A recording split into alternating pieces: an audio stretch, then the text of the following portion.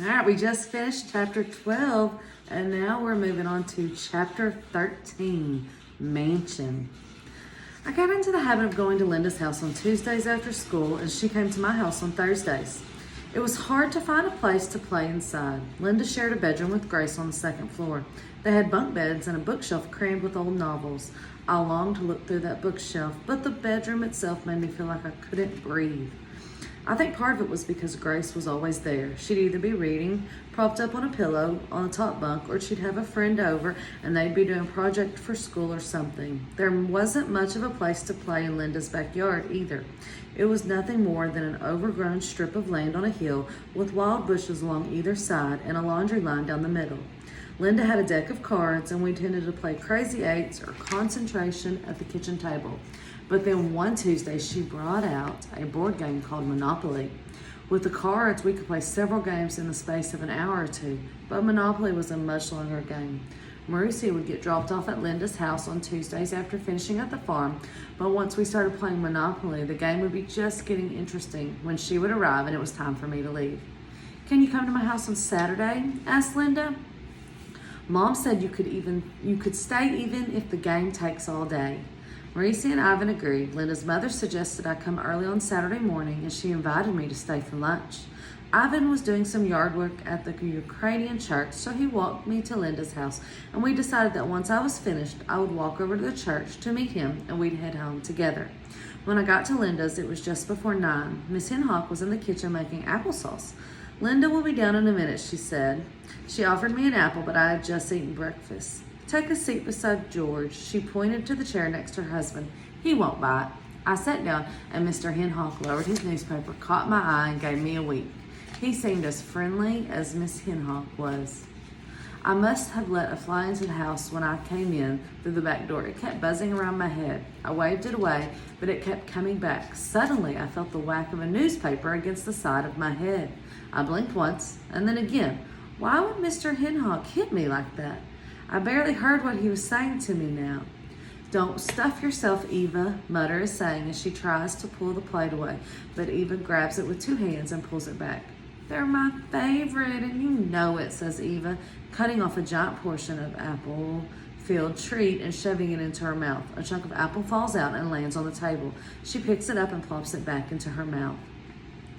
"If only that one would eat half as much as you," Mutter looks at me. "If the fur hears we have starved his little darling, it will be the end of us." I look at the plate in front of me and pick up my knife and fork. I cut one bite and hold a piece to my mouth, but the greasy smell of it makes me feel sick.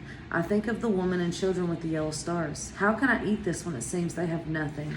I push the plate away. Mutter slaps me hard across the face. "Nadia, are you all right?" Mr. Henhock's voice pulled me back to the present. I was standing by the table in the Henhock kitchen, a chair upended beside me. I lifted my hand to my cheek. I could almost feel the tingle of that long ago slap. "I'm fine," I told him, but I didn't feel fine. These scenes from the past made me queasy and confused. Linda appeared in the kitchen doorway holding the Monopoly box. "Nadia, you don't look so good." The kitchen was humid, with an overwhelming smell of apples. I felt like I was going to be sick. "Would you mind if we played outside instead?" I asked. "Sure," said Linda. She set the Monopoly box on the kitchen table. "We'll be outside, okay?" she said to her parents. "Stay in the neighborhood," said Mr. Henhock. I gulped in fresh air as we stepped out to Linda's narrow, overgrown backyard. "Let's go to the park," she said. I didn't know there was a park.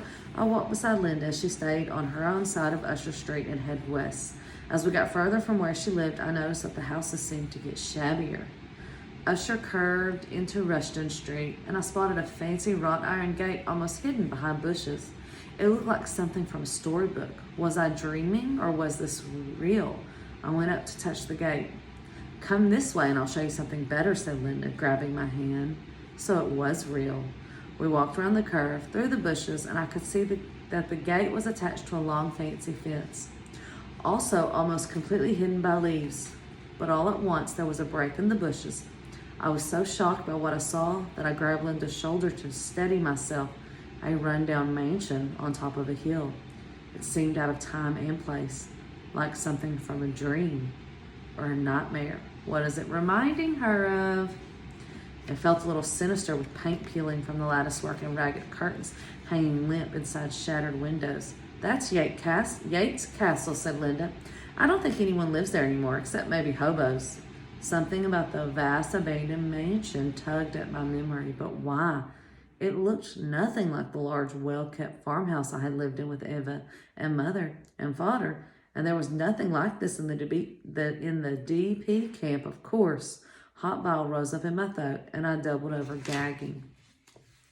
Nadia, are you all right? Asked Linda. I took a few heaving breaths and tried to calm myself.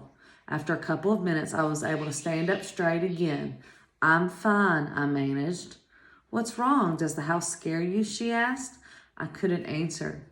Does it remind you of something during the war? It must, I told her, but I don't know what. Come on, she said, grabbing my hand again. Let's get away from here. As we walked past the mansion or castle or haunted house, whatever it was, I couldn't tear my eyes from it. It was awful and beautiful at the same time. I am being carried, kicking, screaming, up white painted steps. Baba, Baba, I want my Baba. I am put in a room all by myself. I try to open the door, but it's locked. I pound until my knuckles bleed, but no one answers. Who is this Baba? Linda was saying my name, but I ran down the block, pulling her with me. I had no idea where I was going, but I had to get away from that house. Slow down, she cried. You're tugging on my hand. I've got a stitch in my side. When I stopped running, I realized that I was huffing for breath and covered in sweat. I felt Linda's hand take mine, and she led me up a pathway through the trees.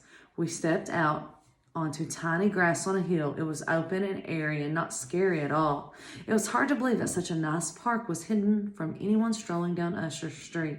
She led me to the middle of the open space, and we both flopped onto the grass. For long minutes we lay there side by side, watching the clouds and not saying a word. Then Linda asked, what did Yates Castle remind you of? A feeling of dread came over me. I sat up and looked at Linda.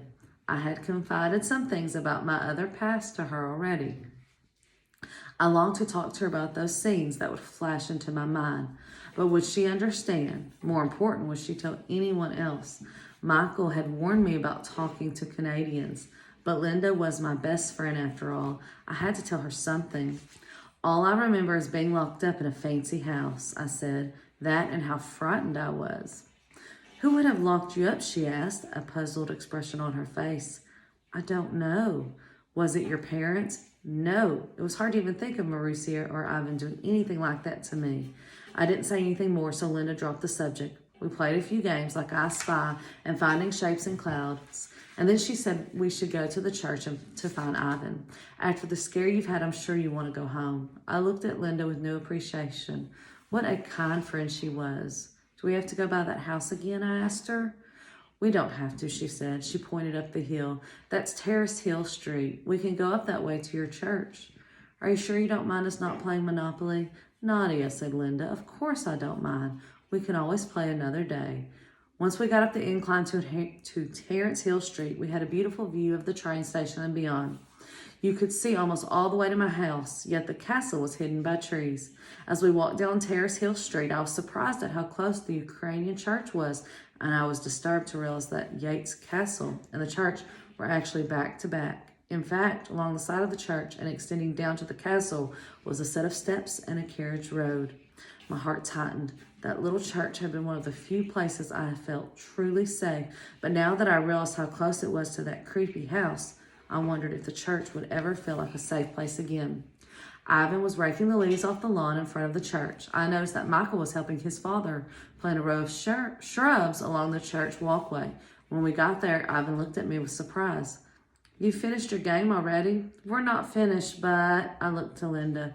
She caught my eye and nodded. We got bored, she said, shrugging. We'll play another day. Ivan looked at the pile of leaves he had raked up and then gazed at the rest of the lawn. I won't be finished here for another hour. I could help you, I said. So could I, said Linda. Do you have any more rakes? I looked at her and smiled in thanks. Ivan grinned.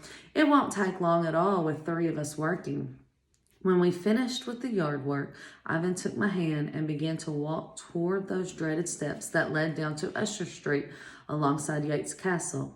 This is a quick way to Linda's, he said, and I want to show you an interesting house. Ivan knew about it. Of course he did. He had been doing yard work at the church. How could he miss seeing a castle behind the church? I was just surprised that I had never noticed it through the trees before. I didn't budge from my spot on the sidewalk. That place scares me. Ivan's forehead crinkled in surprise. He looked at me, then at Linda. She shrugged her shoulders. So you don't want to go down that way, he asked. No. We walked down Terrace Hill Street and then to Main and dropped Linda back at home. Once it was just the two of us walking home, Ivan asked, does that big old house remind you of something? I nodded. The German house in the country? I shook my head. Are you sure you don't want to go look at it with me? I'm sure. That's too bad, said Ivan, because it's an interesting place and I thought you'd enjoy seeing it up close. I shivered at the thought of it. It was built in the 1800s by the man who owned the railroads, he said. He wanted it to look like. I squeezed Ivan's hand so hard that he looked at me and stopped talking mid-sentence. We just got some clues into Nadia's past, some things that maybe Nadia hasn't even figured out yet. There's a Baba, and then there's some house that she was being led into that she didn't want to. We'll have to keep looking to figure out what those things are as we read along. Do you want to say hi?